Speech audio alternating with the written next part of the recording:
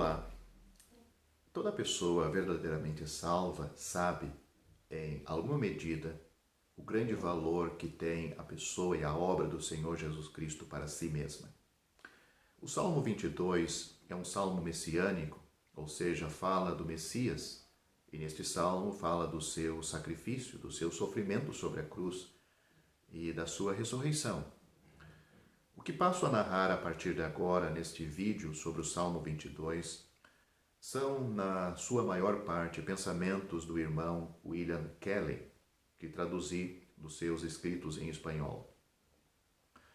Ele começa dizendo que este salmo é, por excelência, o salmo daquele que foi abandonado por Deus.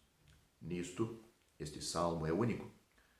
Isso não significa que outros salmos não se referem à hora solene da cruz ou à bendita pessoa que se dirige a Deus, mas que este salmo fala a nós mais do que todos os outros.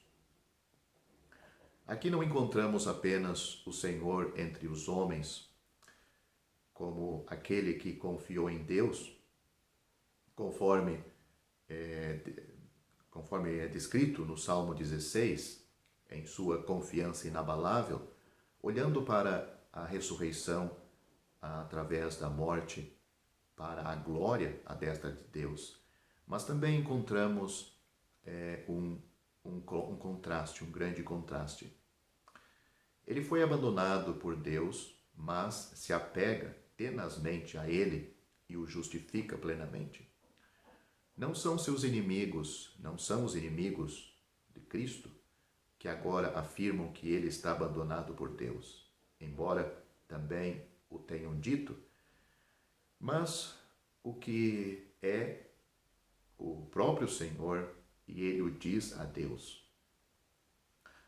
É o próprio Senhor que está dizendo que Ele está abandonado e diz a Deus aqui nesse salmo. Nunca um crente foi abandonado assim, nem pode ser. Estas são as primeiras palavras do início desse salmo.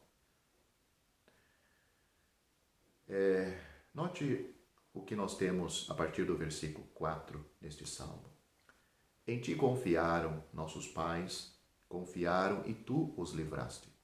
A ti clamaram e escaparam. Em ti confiaram e não foram confundidos.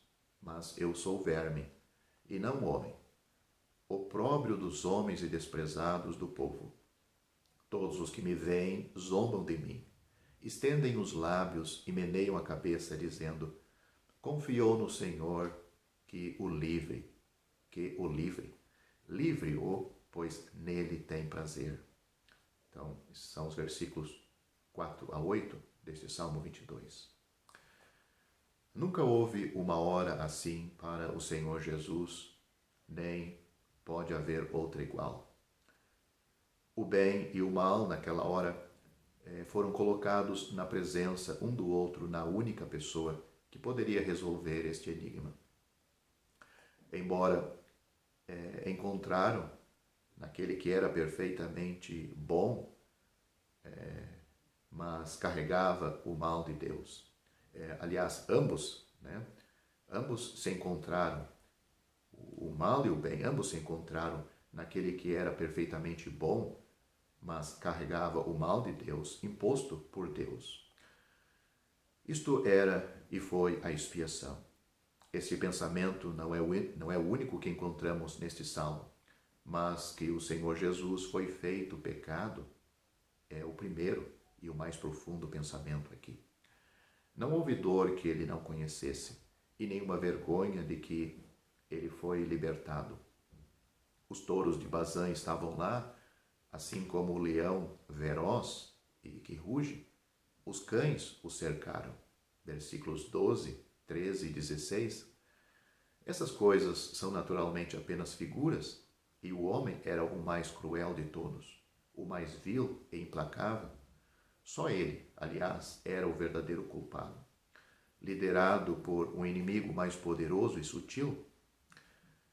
Mas, coisa maravilhosa, Deus estava lá antes de tudo. Ele não poderia estar ausente, pois era o juiz sobre o pecado, aquele que fez seu filho, que não conheceu o pecado, ser feito pecado por nós. Leia isto em 2 Coríntios capítulo 5, versículo 21. Em primeiro lugar, pois, repito, está aquele misterioso julgamento do mal executado sobre a pessoa do Santo de Cristo, e não porque seja simplesmente o primeiro de uma série de eventos, mas porque permanece inabalável por si mesma como a única e a mais solene de todas para Deus e para o homem, tanto no presente como na eternidade, na terra, no céu e no inferno. Portanto, o Salmo começa convenientemente com este grande fato, pois com o que mais ele poderia ser comparado no passado, presente ou futuro? O Senhor Jesus encontrou Satanás primeiro no deserto e finalmente no Getsemane. Ele destruiu o seu poder que tinha sobre a terra e o homem, como diz Mateus, saqueando os bens do valente.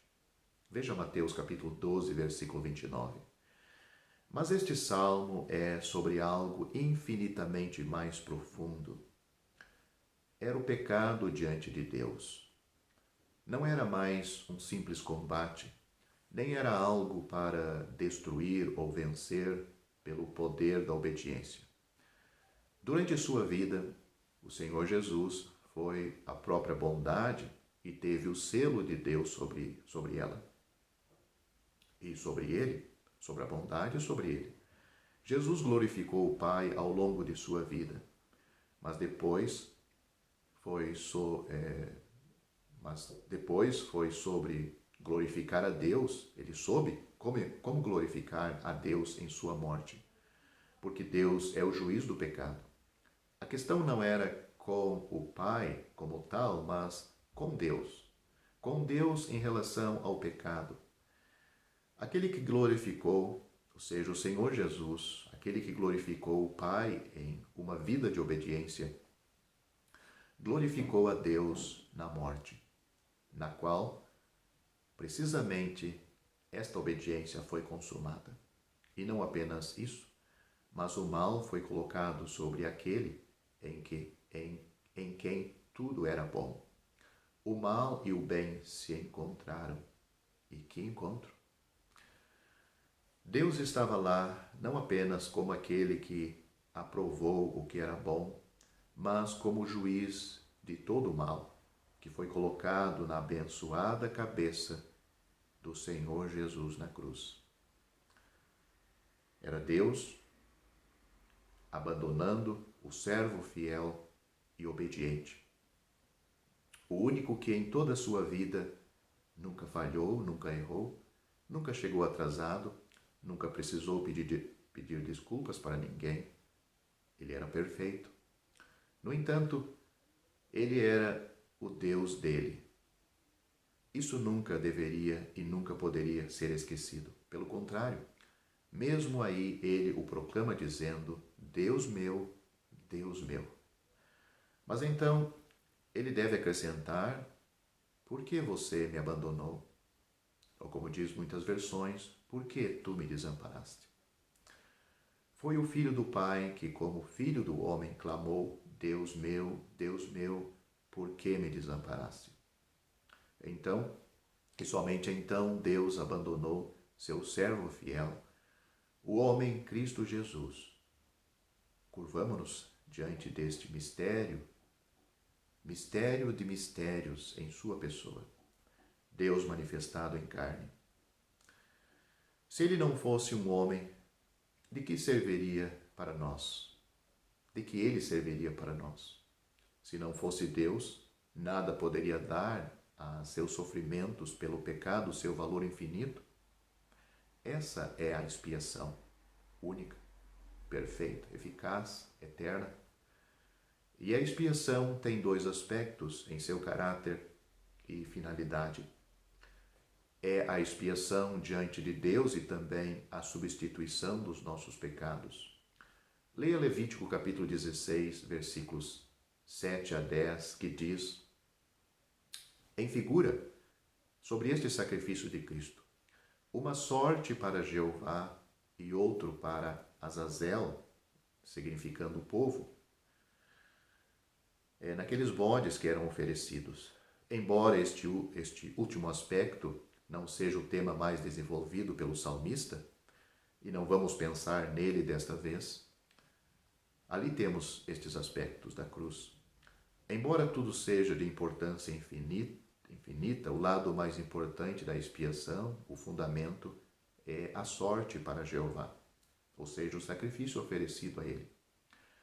Aqui vemos Deus em sua majestade, em seu justo julgamento do mal, Deus mostrando o seu ser moral para lidar com o pecado, onde ele só poderia lidar com ele para trazer bênção e glória, na pessoa de seu próprio Filho. Aquele que, quando Deus o abandonou, fez pecado por nós na cruz, atingiu o ponto mais baixo da humilhação, mas moralmente o ponto mais alto em que Deus poderia ser glorificado. A própria perfeição da maneira como carregou o pecado fez com que ele não fosse ouvido. Por isso o seu clamor na cruz: por que me abandonaste? Lá, no mais alto grau, ocorreu a dor, a angústia e a amargura da rejeição. Por acaso ele não o sentiu? A glória da sua pessoa o tornou incapaz de sofrer? Esta ideia negaria sua humanidade. E podemos acrescentar que sua divindade o fez suportar e sentir como nenhum outro poderia ter feito. O salmista diz: como água me derramei, e todos os meus ossos se desconjuntaram. O meu coração é como cera, derreteu-se no meio das minhas entranhas. A minha força se secou como um caco, e a língua se me pega ao paladar, e me puseste no pó da morte. Pois me rodearam cães, e o ajuntamento de malfeitores me cercou. Traspassaram-me as mãos e os pés. Poderiam contar todos os meus ossos. Eles vêm e me contemplam. Repartem entre si as minhas vestes e lançam sortes sobre a minha túnica. Mas tu, Senhor, não te alongues de mim, força minha, apressa-te em socorrer-me. Livra a minha alma da espada e a minha predileta da força do cão. Salva-me da boca do leão. Sim, ouve-me das pontas dos bois selvagens ou dos unicórnios, como diz algumas versões. Esses versículos fazem parte do Salmo 22, estão do versículo 14 ao versículo 21. No entanto, o Senhor Jesus Cristo reivindica perfeitamente a Deus que o abandonou. Outros já haviam gritado antes e todos foram libertados. Mas não deveria ser assim para ele. Porque o sofrimento deve ir ao máximo. O pecado deve ser expiado com justiça, e não pelo poder, mas pelo sofrimento. Mas o que ressoa em nossos ouvidos quando se esvazia a última gota do corpo: livra-me dos chifres do búfalo. Anunciarei o seu nome aos meus irmãos.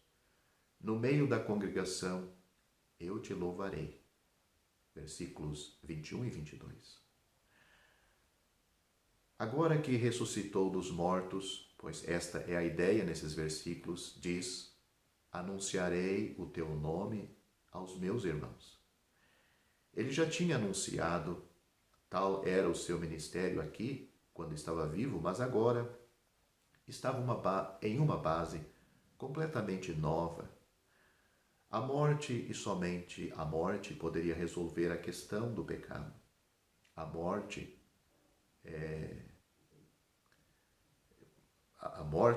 e a sua morte poderia, e somente a sua morte poderia fazer isto, para que o pecador pudesse descansar na justiça de Deus. A respeito disto, e ser trazido sem pecados e até mesmo sem o pecado, sem a natureza, à presença de Deus. Pois é assim que cada crente estará um dia. Hoje ele está justificado diante de Deus. Isto é declarado pelo próprio Deus. Notemos aqui qual é a consequência disto. Note, anunciarei o teu nome aos meus irmãos. Nos evangelhos, o Senhor Jesus nos mostra a maravilhosa adaptação da verdade do Antigo Testamento. Teu nome, diz ali.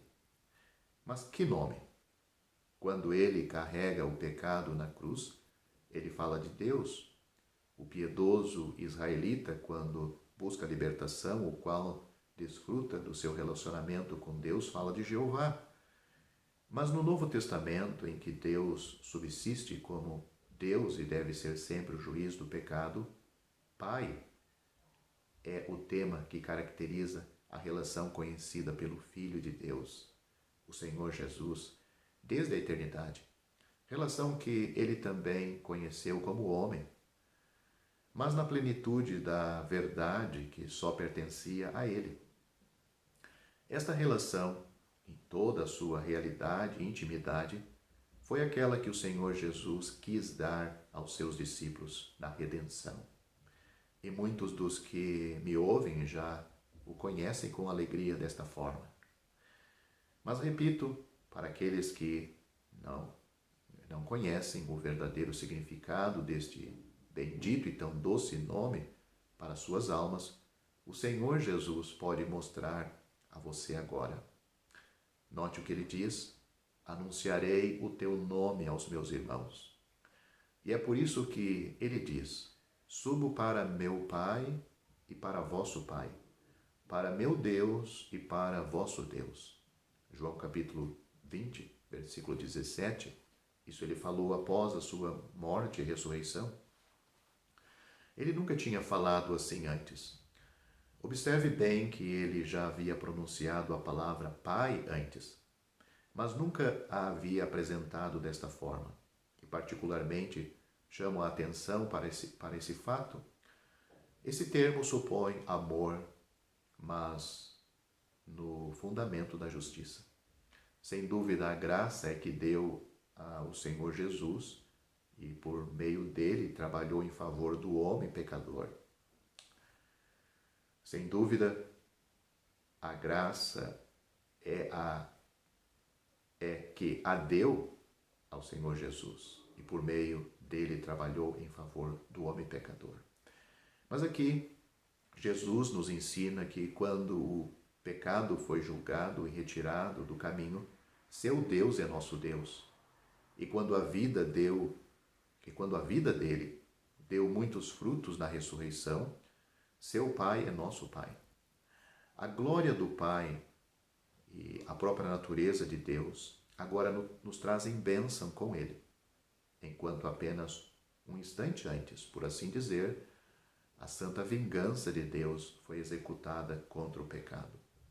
Era a glória nos lugares mais altos, a graça aqui embaixo, mas tudo era fundado na justiça, sem a qual a alma só se orgulharia, estando exposta a ser arrastada para as piores profundezas.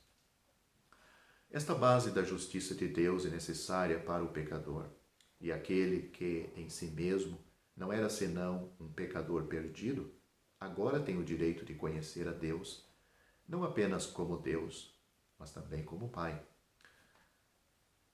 Repetimos mais uma vez: anunciarei seu nome aos meus irmãos.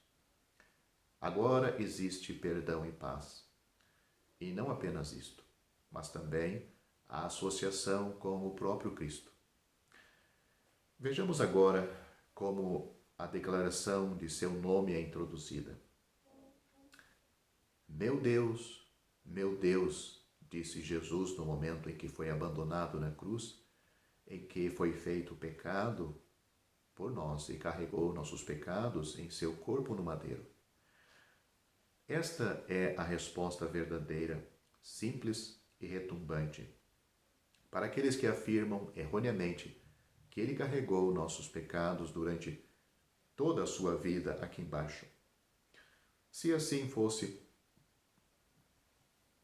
Jesus teria que ser abandonado por Deus por todo aquele tempo, a menos que se suponha que Deus pudesse ter se agradado nesse interim, julgando o pecado.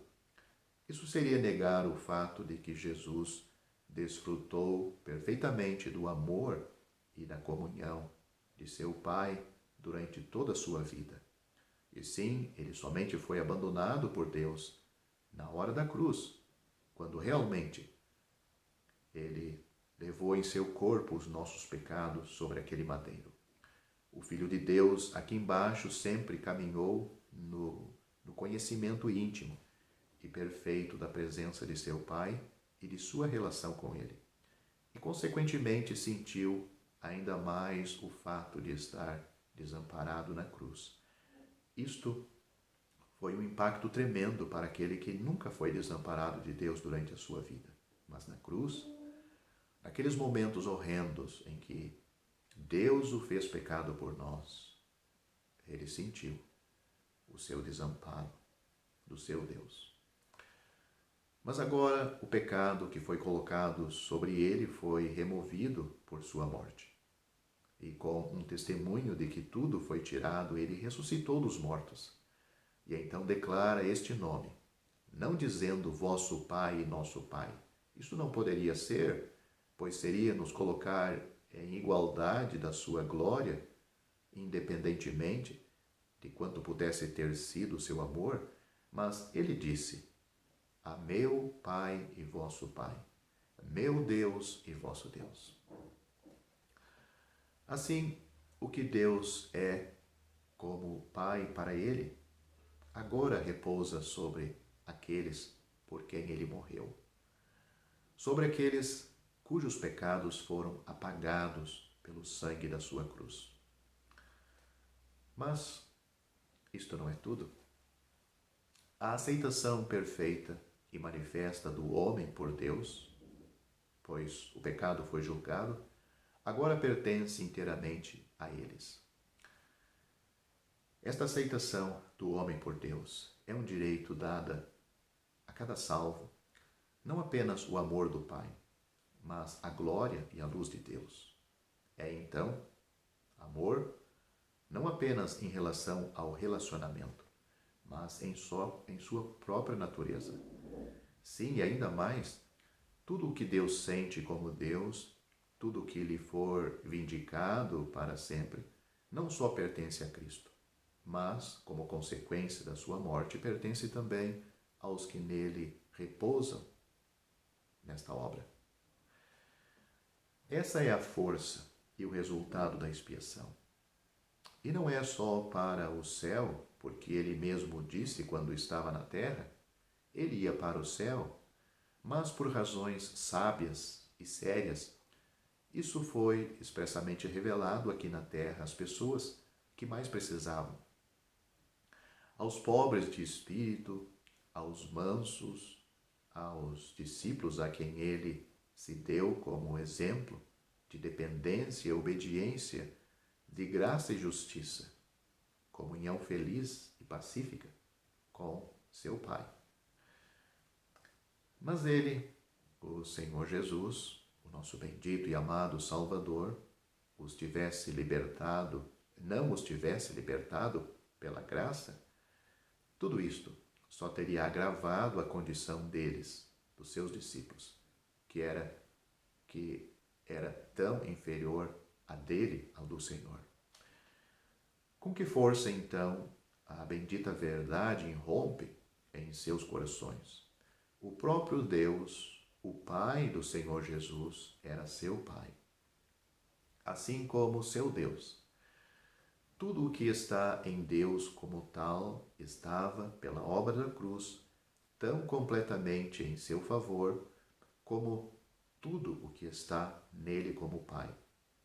E notemos que não é apenas como o pai que tem compaixão dos seus filhos.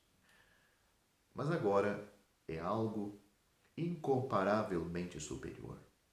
É o Pai como Cristo o conheceu. Pois note as palavras significativas do Senhor Jesus Cristo. Vou anunciar o seu nome, ou o teu nome, aos meus irmãos. Irmãos que foram trazidos, e trazidos com justiça. A mesma relação para que esses irmãos que foram trazidos e trazidos com justiça, a mesma relação, eles foram colocados na mesma relação, para que toda a satisfação e alegria do próprio Deus em Cristo, não só do Pai, relação que Ele nos deu para desfrutar, mas de Deus, seja partilhadas conosco, porque somos aceitos em Cristo, nosso Senhor. No entanto, ainda temos mais para ouvir. Note o que temos no meio da congregação, eu te louvarei. Está aí neste salmo. Não é simplesmente eu te louvarei, ou na congregação. Mas o Senhor Jesus diz, no meio da congregação. O apóstolo que escreveu Hebreus cita esta frase. Em Hebreus capítulo 2, versículo 12, encontramos seu cumprimento na pequena multidão reunida naquele dia, em João capítulo 20, versículo 19. Leia lá este incidente. O Senhor está no meio deles. Ele não os reprova pela covardia que acabam de demonstrar, pela incredulidade ou pela infidelidade, sem falar na falta de amor pela sua pessoa e no sofrimento pelo seu nome. Não estou dizendo que o Senhor Jesus não tivesse seus caminhos para com um ou para com o outro naquela ocasião, mas ele, o Senhor, imediatamente os conduz ao relacionamento mais elevado e às mais excelentes bênçãos por seu sacrifício naquela ocasião que temos lá em João capítulo 20. Sabemos que o Senhor Jesus cuidou de vários deles, mas seus caminhos para com cada um não impediria ou adiaria a obra de sua graça de forma alguma. Ele diz, no meio da congregação, eu te louvarei. O Senhor Jesus diz isto mesmo. No meio da congregação, ele ia louvar o Pai, a Deus. Vamos pensar por um momento como foi o louvor de Cristo naquele momento. Quais devem ter sido os seus sentimentos quando ele saiu das trevas, do pó da morte, do desamparo de Deus? Ele só poderia estimar a imensidão dessas coisas pelo valor justo, que, tendo sofrido uma vez pelos pecados, agora descansa em uma vitória conquistada por um preço tão alto.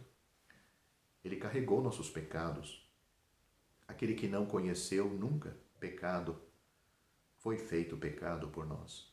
Uma vez que ele ressuscitou dos mortos, ele não carrega mais pecados. Agora ele louva. E não o faz sozinho, mas como ele diz, no meio da congregação.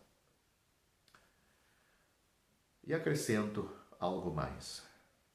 Chega o dia em que esta terra não mais se encherá de gemidos, dor, sofrimento, mas de aleluias, de alegria. Um dia em que toda criatura fará parte do coro de bênçãos, no qual o céu e a terra estarão cheios de alegria e glória. Mas nunca chegará um dia em que o louvor irrompa como aquele que ele começou naquele dia, que Cristo começou no dia da sua ressurreição e permanece na nossa era, a era da igreja. Não é possível que aqueles que louvam com Cristo, tendo sido trazidos a tal associação de bênção, possam perdê-la. Eles nunca a perderão. Mas se o louvor começou com ele, então ela será deles para sempre.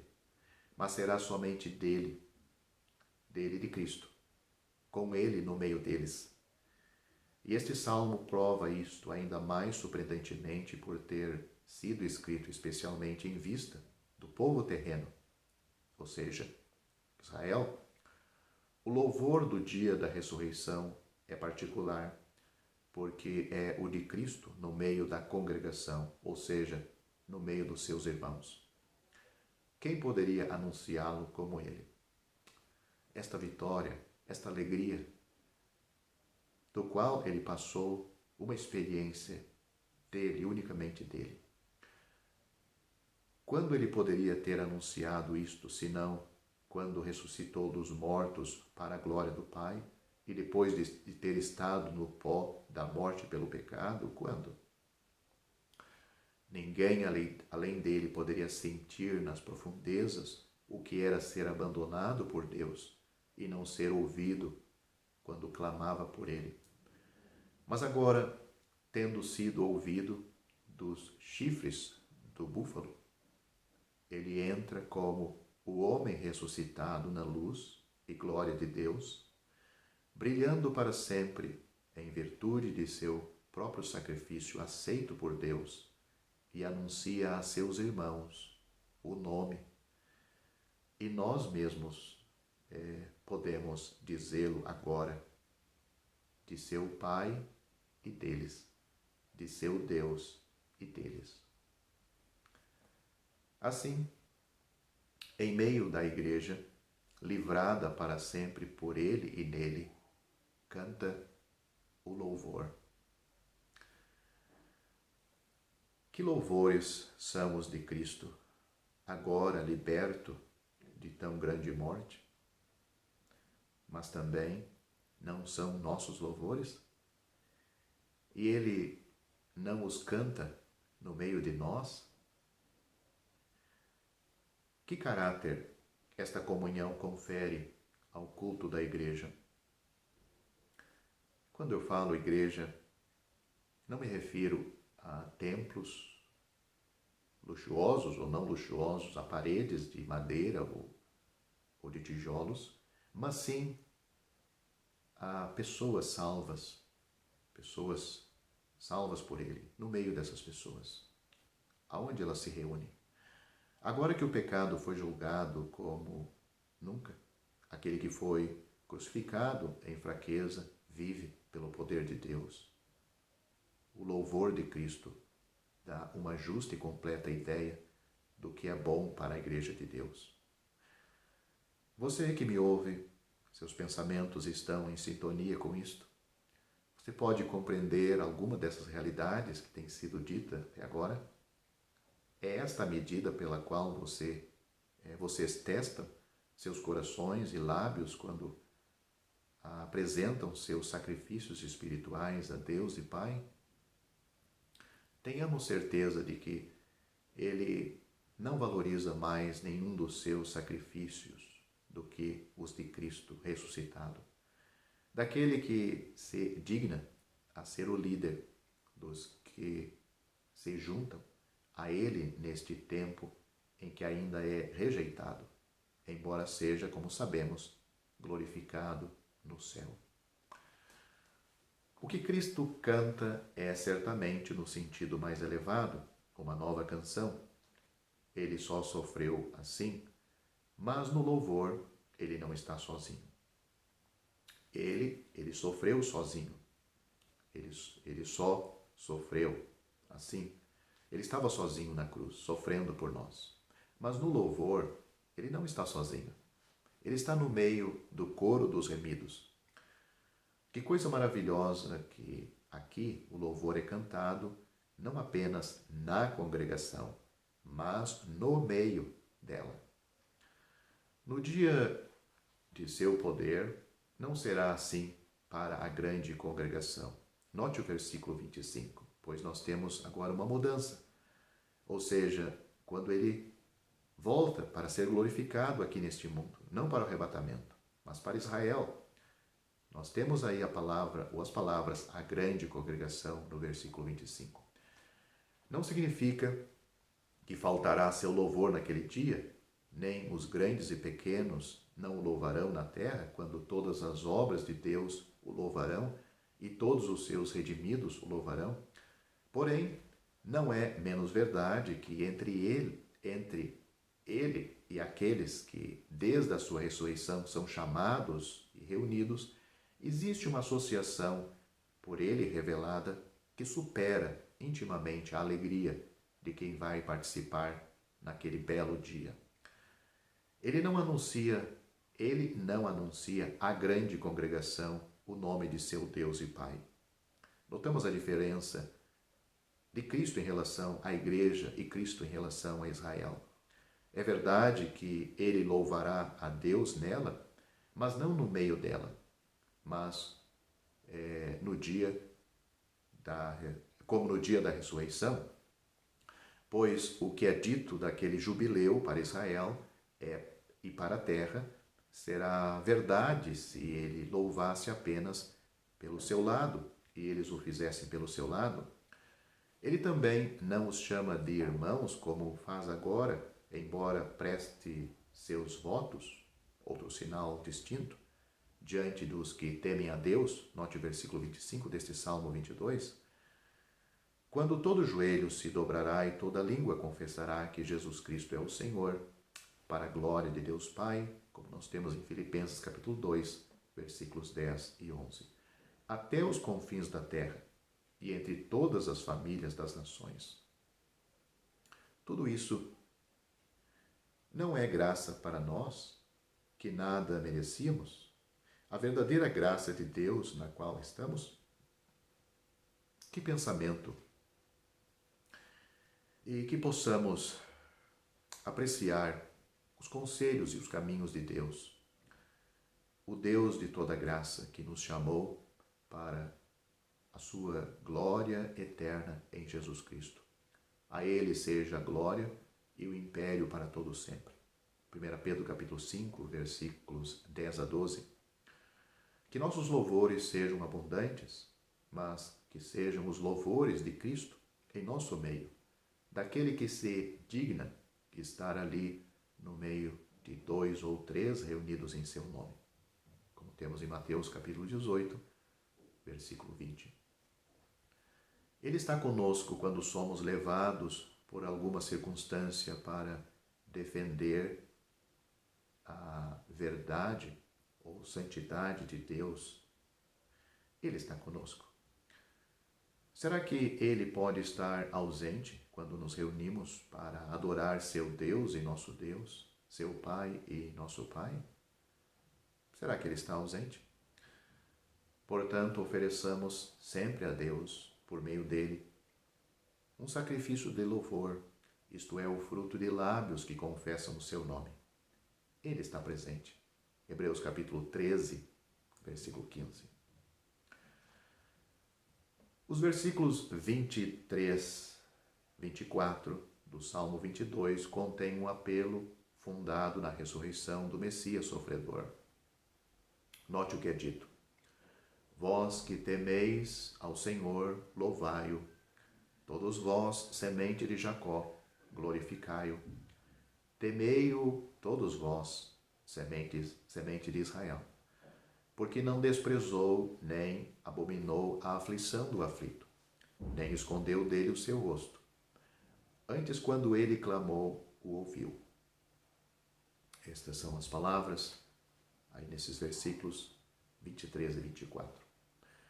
Podemos notar de passagem que o Senhor antecipou estas palavras quando pronunciou na morte: Pai, nas tuas mãos entrego o meu espírito. Lucas capítulo 23, versículo 46. Quando Deus o ressuscitou dentre os mortos, encontramos a resposta pública ao seu clamor.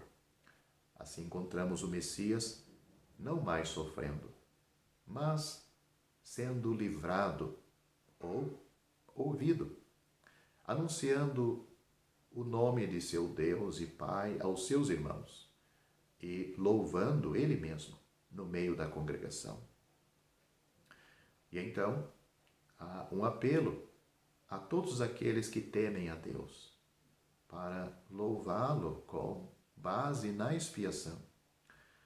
Porque pela cruz de Cristo, toda a questão do pecado e dos pecados diante de Deus e perante o crente estão resolvidos para todo sempre.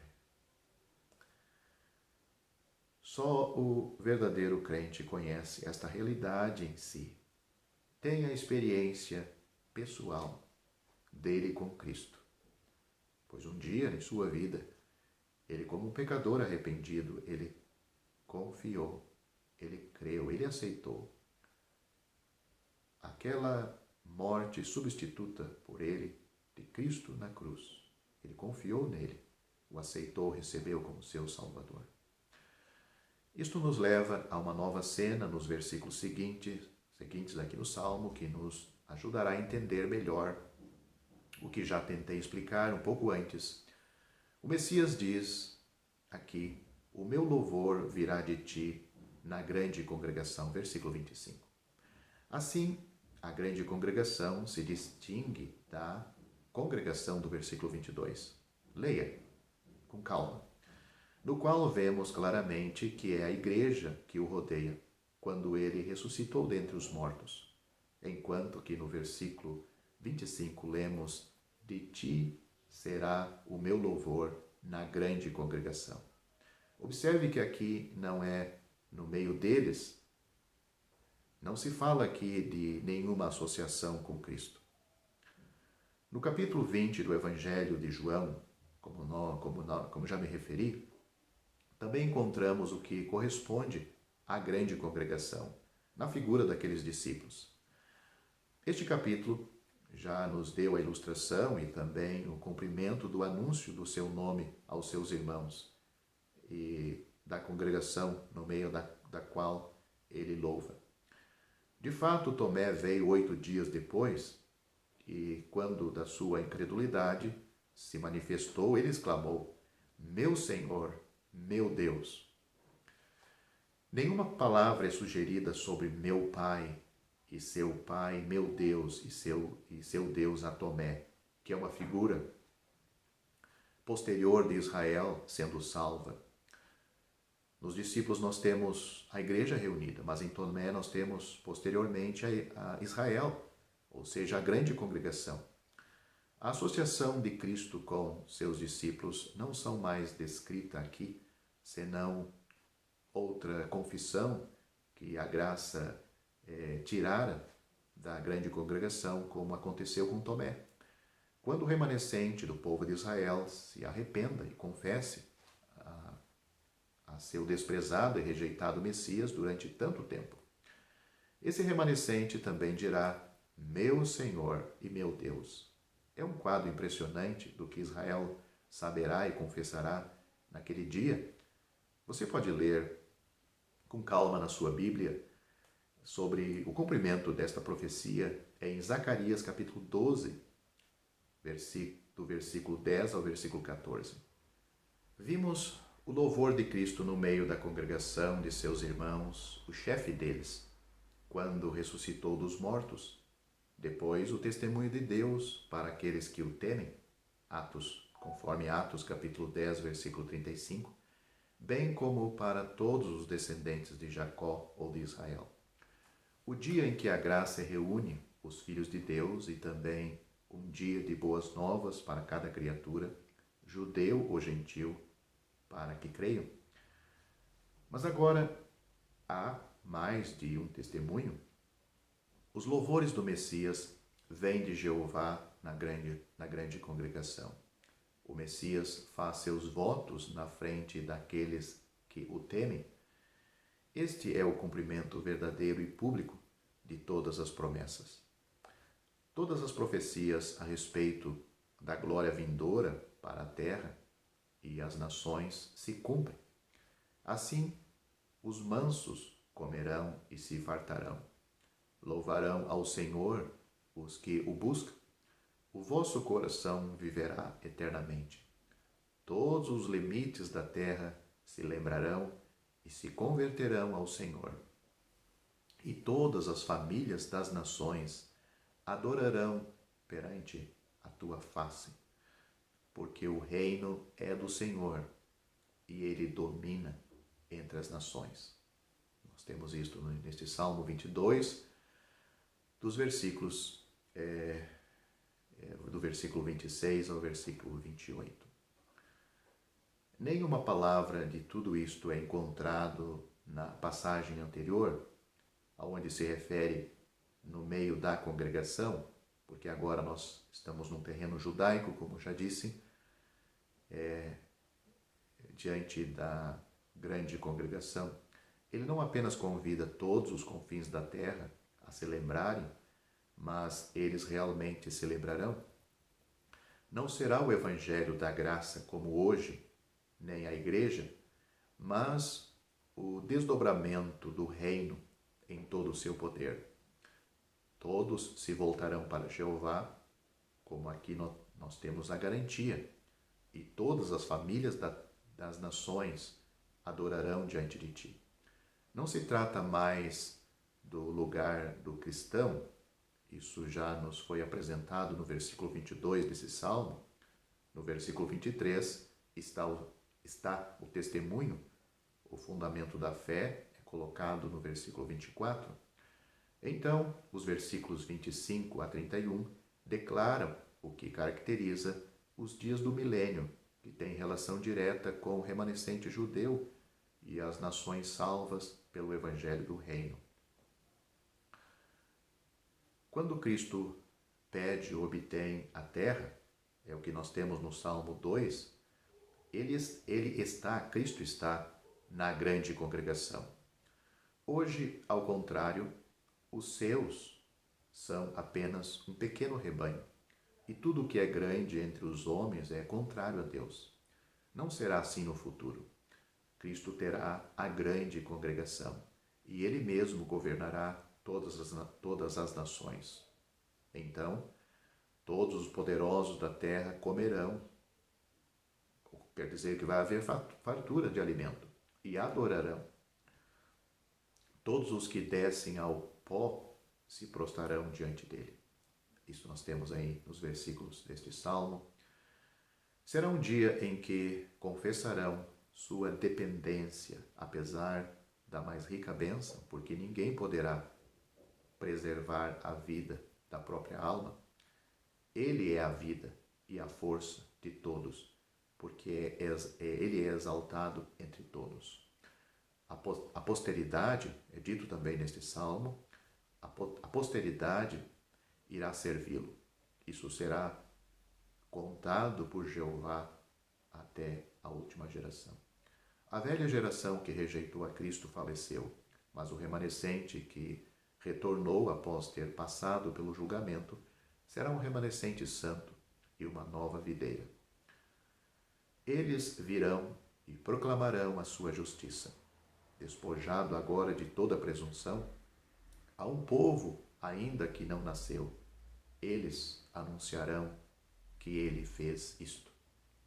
Então, aí nos versículos finais deste salmo, versículo 29 a 31, não se trata do céu ou da eternidade, nem do presente século mau, mas sim do século santo e magnífico que virá, quando o Senhor Jeová será abençoado e abençoará. O Deus de Israel, que só faz maravilhas, e naquele dia seu glorioso nome será bendito para sempre, e toda a terra será preenchida com sua glória, e nisto nós temos o milênio,